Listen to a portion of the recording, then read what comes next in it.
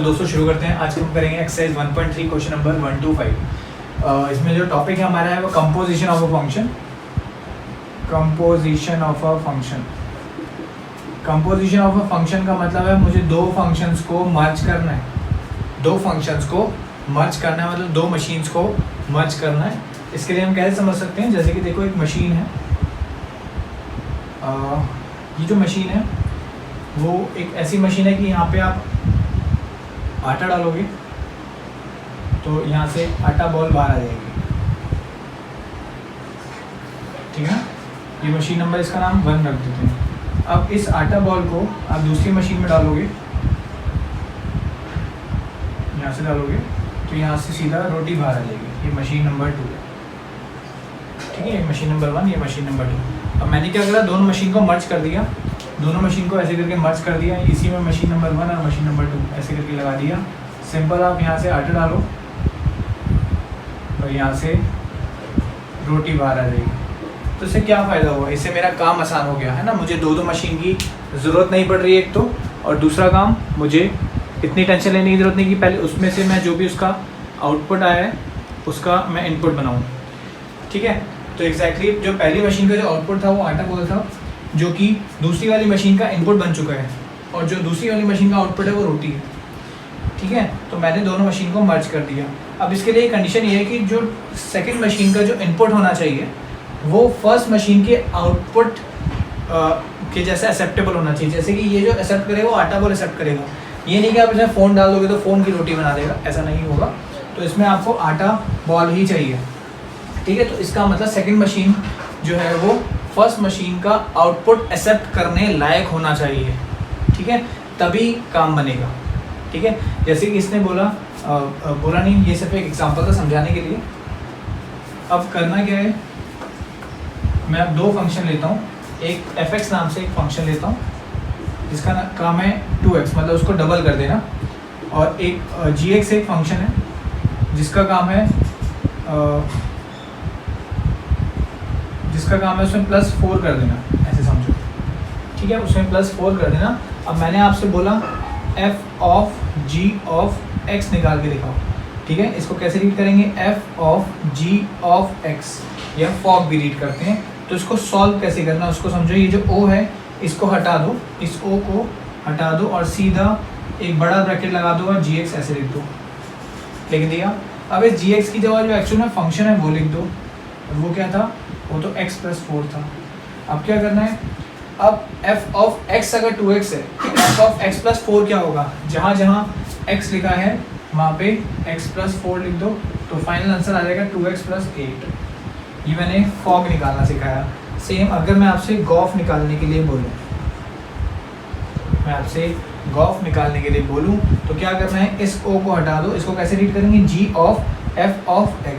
तो अगर आपने g o को हटा दिया और बड़ा ब्रैकेट लगा के fx लिख दिया, इस fx के अंदर आपने जो फंक्शन था वो पुट कर दिया। fx कौन था, 2x। तो g ऑफ 2x क्या हो जाएगा, अगर gx x + 4 है तो g ऑफ 2x क्या हो जाएगा, जहाँ जहाँ x लिखा है वहाँ पे 2x लिख दो, काम बन गया, खत्म। सिंपल था ना, fx भी पता चल गया और gx भी पता चल गया। बहुत ही सिंपल सा काम था हमारा, ठीक है। अब क्या करना है हमें, कुछ कंडीशन सीखनी है। आपके एनसीईआरटी में भी दे रखा है, जैसे कि एक मैं आपको दिखाता हूँ। पेज नंबर आप खोलोगे 12, तो यहाँ पे आपको गॉफ निकालना सिखाया गया है कि गॉफ कैसे आएगा, ठीक है। तो गॉफ कैसे आएगा वो देखो, बिल्कुल मैं ऐसे ये वाला डायग्राम ही कॉपी कर रहा हूँ, जैसे कि आपके पास अभी है तो आप उससे डायरेक्टली समझ सकते हो।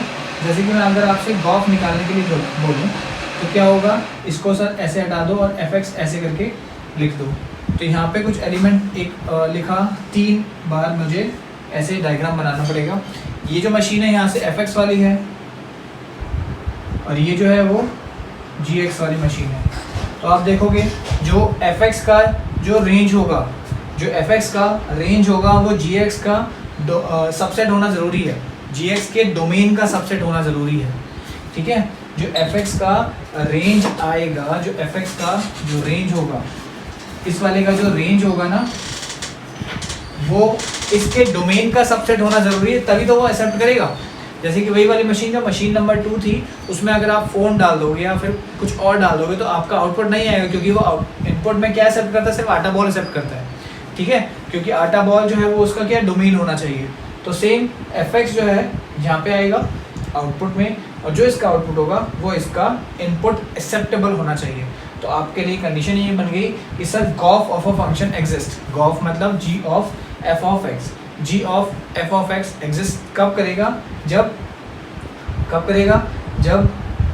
एफ एक्स का जो रेंज होगा वो जी एक्स के डोमेन का सबसेट होना चाहिए।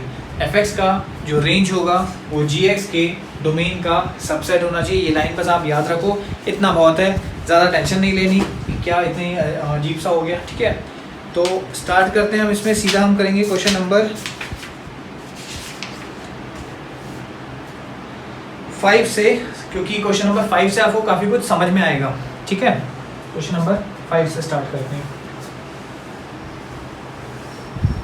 1 से नहीं करा रहा, 5 से स्टार्ट करेंगे और ज़्यादा कंफर्टेबल लगेगा आपको।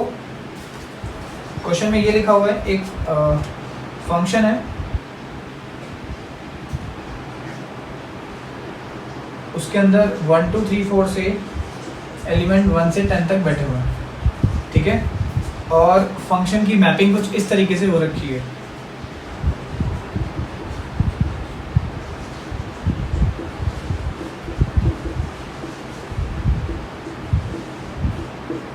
एक्चुअली में ये फंक्शन कंपोजिशन का नहीं था, फंक्शन जो था कंपोजिशन का वो क्वेश्चन नंबर 1 था, मुझे वैसे वो कराना चाहिए था, कोई बात नहीं, इसको देख लेते हैं। ये बहुत इजी है, क्वेश्चन में बोला गया कि इसका इन्वर्स निकालना है, find check whether the inverse of function exist और नॉट। मैंने बताया इन्वर्स कब एग्जिस्ट करेगा, जब फंक्शन बाइजेक्टिव होगा, तो फंक्शन 1 1 और ऑन टू होना ज़रूरी है। तो इसको पहले मुझे 1 1 चेक करना पड़ेगा, बहुत ही सिंपल है।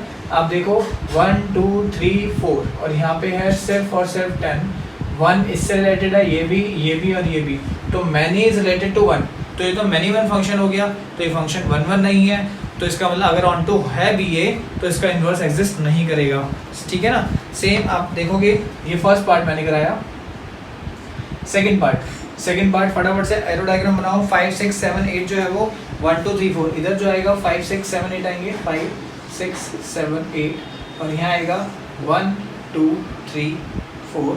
5 जो है वो 4 के साथ रिलेटेड है, 6 जो है वो 3 के साथ रिलेटेड है, 7 जो है वो 4 के साथ रिलेटेड है, और 8 जो है वो 2 के साथ रिलेटेड है। वही 1 उधर खाली बैठा, तो पहली बात तो ये ऑन टू ही नहीं है, ठीक है, तो ऑन टू नहीं है, और ये 1 1 भी नहीं है, क्योंकि 5 और 7 की इमेज 4 ही है, मैन इज रिलेटेड टू 1, तो ना ही फंक्शन 1 1 है ना ही ऑन टू है। ये 1 1 नहीं था बट ऑन टू था, नहीं 1 1 भी नहीं है ऑन टू भी नहीं, तो इन दोनों का इन्वर्स एग्जिस्ट नहीं करेगा। थर्ड पार्ट फटाफट से आप मुझे चेक करके बताओ, 2 मिनट का मैं टाइम लेता हूँ आपसे, चेक करो फटाफट से कि जो थर्ड वाला पार्ट है उसका इन्वर्स होगा या नहीं होगा। आप ध्यान से देखोगे 2 और 7 रिलेटेड है, फटाफट से एरो डायग्राम आप बनाओ, आपको समझ में आ जाएगा। और ये वाला जो फंक्शन होगा वो चेक करता हूँ फटाफट से, 2 जो है वो 7 से रिलेटेड है, 3 जो है वो 9 से रिलेटेड है, 4 जो है वो 11 से रिलेटेड है, और 5 जो है वो 13 से रिलेटेड है। इसका मतलब ये फंक्शन 1 1 भी है और ऑन टू भी है। वैसे तो देखकर ही समझ में आ रहा है, लेकिन फिर भी एक बार एरो डायग्राम बना देते हैं कि अगर आपसे अगर नहीं हुआ इन केस तो आप एक बार समझ लो। 2 3 4 5 और यहाँ पर है 7 9 11 13, 7 9 11 13, तो 2 7 से, 3 9 से, 4 11 से और 5 13 से। 1 element is related to 1 only, और सेट बी के सारे एलिमेंट रिजर्व में हैं, तो इसका मतलब इसका इन्वर्स एग्जिस्ट करेगा, इसका इन्वर्स एग्जिस्ट करेगा, ठीक है। अब आ जाते हैं सीधा क्वेश्चन नंबर 1 पे। ये थोड़ा समझाने के लिए था, इजी था क्वेश्चन। अब यहाँ पे क्वेश्चन में हमें फॉर्म या गॉफ फाइंड करना है क्वेश्चन नंबर 1 में, तो जैसे पहले वाला क्वेश्चन किया था कुछ उसी तरीके से करना है, ठीक है। एक फंक्शन दे रखा है, फंक्शन मैप्स फ्रॉम 1 3 4, और यहाँ पे लिखा हुआ है 1 2 5, और एक जी लिखा हुआ है 1 2 5, और यहाँ पे लिखा हुआ है 1 3, और फंक्शन की जो मैपिंग दे रखी है इसकी 1 2 के साथ रिलेटेड है, 3 5 के साथ और 4 1 के साथ, और g जो है वो 1 3 के साथ, 2 3 के साथ और 5 1 के साथ। तो मुझे करना क्या है, गॉफ फाइंड करना है, मुझे गॉफ फाइंड करना है। तो गॉफ कैसे फाइंड करेंगे, सबसे पहले मैं आपको इसको एरो डायग्राम समझाता हूँ। ऊपर वाले फंक्शन को यहाँ कॉपी करो, यहाँ पे लिखा है एलिमेंट 1 3 4 और यहाँ लिखा है 1 2 5 1 2 5। ध्यान से देखो, 1 जो है वो 2 से रिलेटेड है, 3 जो है वो 5 से रिलेटेड है और 4 जो है वो 1 से रिलेटेड है। ये मैंने बनाया fx। अब gx बनाने जा रहा हूँ 1 2 5, gx आगे बना देता हूँ gx, ये gx है। तो 1 जो है वो इधर लिख लेता हूँ एलिमेंट 1 3, 1 जो है वो 3 से रिलेटेड है, 2 जो है वो 3 से रिलेटेड है और 5 जो है वो 1 से रिलेटेड है। तो करना क्या है, आपको एक एक करके इनपुट डालने हैं, ठीक है ना। जैसे कि f ऑफ 1, जब आप इसमें 1 पुट करोगे तो 1 से 2 और 2 से 3, तो फाइनल आउटपुट 3 आएगा। लेकिन ये तो मैंने एरो डायग्राम समझा, लेकिन इसमें कैसे करेंगे, वही लॉजिक, o को हटा दो और fx लिख दो बड़े ब्रैकेट के अंदर। अब fx कौन है, fx तो ये वाला फंक्शन है और इसमें x की जगह मुझे पहले 1 पुट करना है। तो यहाँ से देखते हैं g of f of 1, x की जगह पहले 1 पुट कर दिया। अब 1 पुट करने पे आउटपुट क्या आता है, 1 का 2 आता है, तो यहाँ क्या आ जाएगा g ऑफ 2। अब g ऑफ 2 के लिए क्या है, g ऑफ 2 के लिए 3 है, तो यहाँ पे 3 आ जाएगा। तो इसका आएगा 1 3, ठीक है ना। ये किसका आंसर है, इस टाइप से लिखते हैं, गॉफ ऑफ 1 is 3, ये स्टाइल में लिखने का, ठीक है ना। अब गॉफ ऑफ 3, अगर पहले वाला पार्ट नहीं समझ में आया तो अब ये समझो क्या करना है, इस o को हटाना है और बड़ा ब्रैकेट लगाना है और f ऑफ 3 लिख देना है, ठीक है। यहाँ f ऑफ 3 लिखेंगे, f ऑफ 3 का आउटपुट क्या आ रहा है 5, तो इसकी जगह 5 लिख देंगे, ठीक है ना, इसकी जगह 5 लिख देंगे।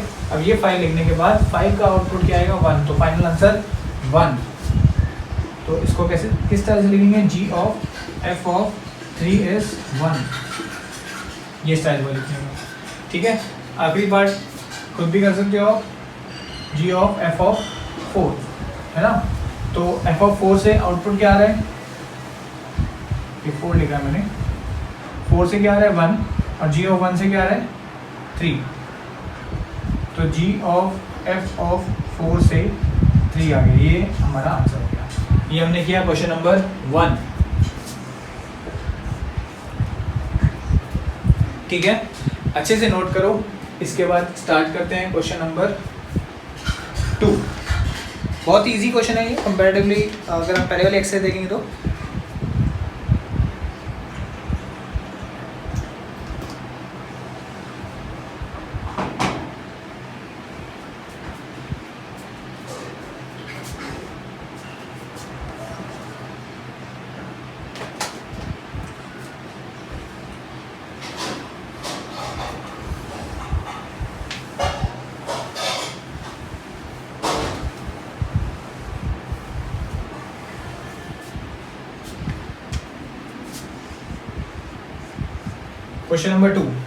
क्वेश्चन नंबर 2 में दिया हुआ है मुझे एक प्रूफ करना है, f प्लस जी ओ एच जो है वो f of h plus g of h के इक्वल होगा।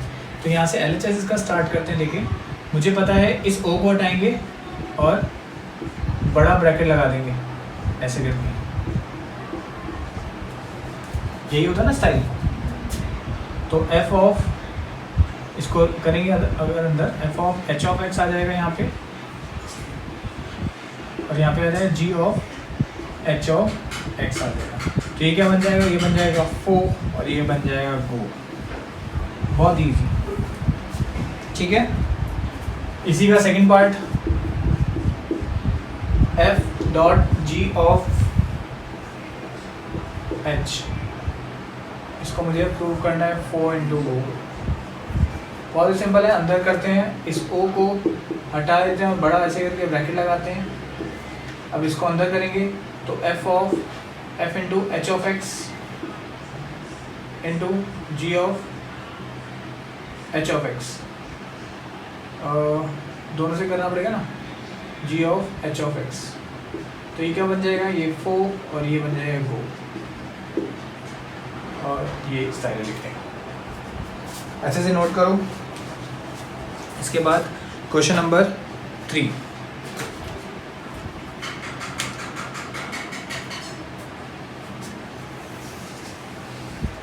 क्वेश्चन नंबर जैसा 3 है ऐसा एग्जाम में 1 नंबर का या 2 नंबर का बहुत बार आया हुआ है, तो अच्छे से समझो इस क्वेश्चन नंबर 3 को। है तो इजी लेकिन इम्पॉर्टेंट है। फॉग और गॉफ दोनों ही फाइंड करने हैं। गॉफ और फॉग दोनों ही फाइंड करने हैं, और एफ ऑफ एक्स दे रखा है मॉड एक्स, और जी ऑफ एक्स दे रखा है मॉड ऑफ 5x - 2। तो पहले फॉग फाइंड करते हैं और फिर गॉफ। तो पहले गॉफ कर लेते हैं। इस तरह से लिखूंगा, ओ हटाऊंगा और बड़ा ब्रैकेट, उसके अंदर वापस वही कॉपी। एफ एक्स कौन है, एफ एक्स तो मॉड ऑफ एक्स है, एफ एक्स तो mod of x. G of x अगर ये है तो जी ऑफ मॉड एक्स क्या होगा, जहाँ जहाँ एक्स लिखा है वहाँ पे मॉड एक्स लिख देते हैं। फाइनल आंसर, ठीक है। फॉग, ओ हटाओ और बड़ा ब्रैकेट लगा के जी ऑफ एक्स लगा दो। जी ऑफ एक्स क्या है, जी ऑफ एक्स तो मॉड में 5x - 2 है। जी ऑफ एक्स क्या है, मॉड में 5x - 2 है, और 5x - 2 मॉड में। अब मुझे क्या करना है, एफ ऑफ एक्स, इसका मतलब मॉड, इसको x की जगह लिख दो 5x - 2। देखा जाए तो मॉड के अंदर मॉड, चाहे तो आप एक मॉड हटा सकते हो क्योंकि एक ही बात है, इसका जो आंसर आएगा वो पॉजिटिव ही आएगा। चाहे ऐसे लिख सकते हो जैसे ये लिखा है, या फिर फाइनली आप ऐसे भी लिख सकते हो, एक ही बात है, ठीक है। इसके बाद सेकंड पार्ट इसका, ये फर्स्ट पार्ट हमने किया। सेकंड पार्ट में एफ एक्स दिया हुआ है 8x³ एंड जी एक्स दे रखा है x⁻⁴। तो पहले गॉफ फाइंड करते हैं। G of f of x, f x कौन है, एफ एक्स है 8x³, तो यहाँ पे 8x³ लिख देते हैं। अब जहाँ जहाँ x लिखा है वहाँ पे 8x³ लिख देते हैं। तो 8x³ लिख दिया, इसकी पावर 1/3। तो 8 की पावर 1/3 भी और x³ की पावर 1/3। तो 8 की पावर 1/3 इज 2 और इसका x हो जाएगा, है ना, 2 की पावर 3 लिखेंगे। अब आता है फॉग। अब o को हटा के यहाँ gx लिख देंगे। gx क्या है, gx तो x की पावर 1/3 है। तो f ऑफ x अगर ये है तो x की पावर 1/3 की power 3, answer is 8x। Question number 3 हो गया, ठीक है। अगला क्वेश्चन आता है question number 4। Question number 4,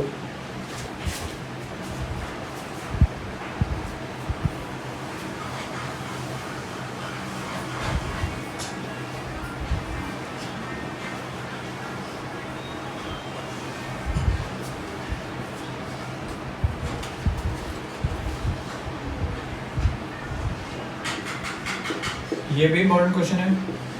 4x + 3 / 6x - 3 और ब्रैकेट में लिखा हुआ x is not equal to 2/3।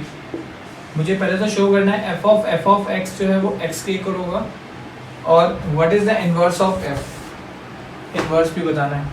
तो पहले f ऑफ x जो है वो x के इक्वल होगा, ये मुझे प्रूव करना है।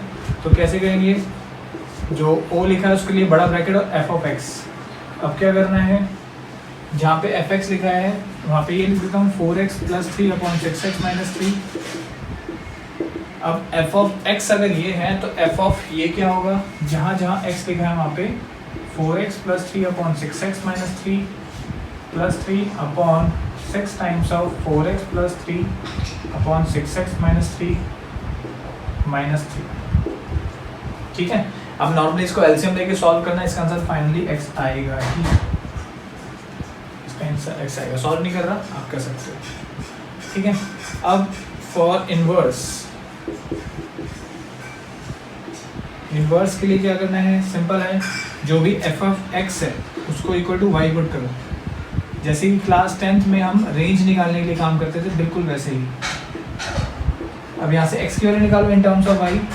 4x प्लस 3 6xy माइनस का 3y, तो 4x माइनस का 6xy माइनस का 3y माइनस का 3, x यहाँ से कॉमन ले लेते हैं तो 4 माइनस का 6y is equal to minus का 3y माइनस का 3, तो x is equal to 3 minus का प्लस का 3y या 3y प्लस का 3 अपॉन 6y माइनस का 4, माइनस कॉमन ले लीजिए। ये आ गई x की value in terms of y आ गई, x की value in terms of y आ गई। अब आपको एक चीज़ और चेक करनी है, यहाँ पे लिखा हुआ है x is not equal to 2/3, x जो है वो 2/3 के इक्वल नहीं आएगा। और यहाँ पे भी देखो 6y माइनस का 4 must not be equal to 0, तो y must not be equal to 4/6, तो y must not be equal to 2/3। ठीक है ना, ये कंडीशन हमारी सेटिस्फाई कर रही है। अब करना क्या है इन्वर्स के लिए, ध्यान से देखो ये वाला स्टेप, जो x की value in terms of y आई है, x की जगह लिख दो f इनवर्स ऑफ x, ठीक है, और जहाँ जहाँ y लिखा है वहाँ पे x लिख दो, 3x plus 3 upon 6y minus का 4, ये हमारा इन्वर्स हो गया, ये हमारा इन्वर्स हो गया। इन्वर्स निकालने का स्टाइल देखो क्या है, x की वैल्यू पहले निकालनी इन टर्म्स ऑफ y, निकाल लिया। अब यहाँ पे कंडीशन भी सेटिस्फाई करनी चाहिए, देखो सॉरी यहाँ पे x आएगा, जो यहाँ पे ब्रैकेट में लिखा ना 2/3, क्योंकि अगर ये 2/3 के इक्वल हुआ तो क्या होगा, वो नॉट डिफाइंड हो जाएगा और हमारी कंडीशन सेटिस्फाई करेगी, क्योंकि 2/3 तो हमें लेना ही नहीं है। ठीक है, अगर आपको ये वीडियो पसंद आती है तो लाइक करो, सब्सक्राइब करो और शेयर करो। तो आज के लिए इतना ही, थैंक यू।